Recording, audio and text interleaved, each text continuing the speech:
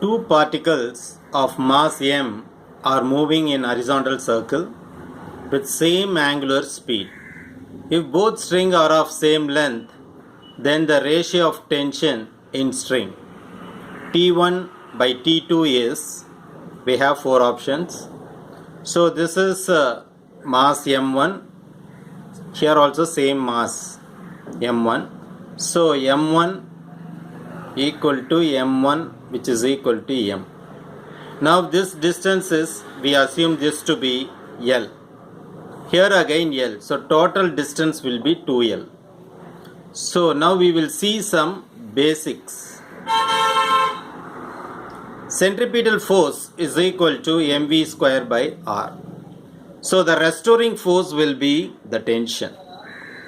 So we can equate centripetal force with tension.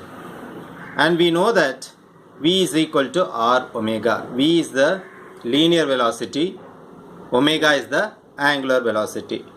So in the place of v you substitute r omega, and on simplification you will get m r omega square. So centripetal force or the restoring tension is given by m r omega square. Now for both the cases m is going to be constant and omega is also constant. Only the distance r will vary. So this is r. So how to solve this problem? So now T2 we are considering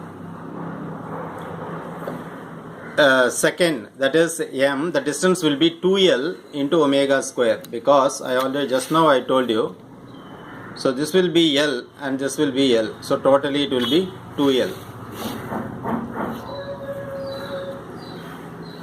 So T2 is equal to m into 2L, because r is 2L into omega square. Now if we consider for the first particle, T1 is m L omega square.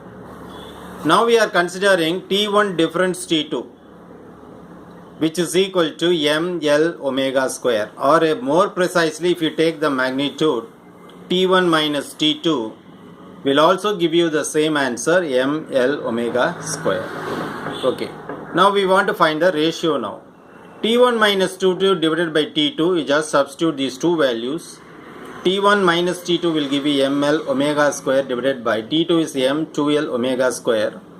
Omega square cancel, m gets cancelled, L gets cancelled, so 1 by 2. Now you cross multiply. So you will get 2 into T1 minus T2 is equal to T2. 2T1 minus 2T2 is equal to T2. This minus 2T2 when it goes to the other side it becomes 3T2.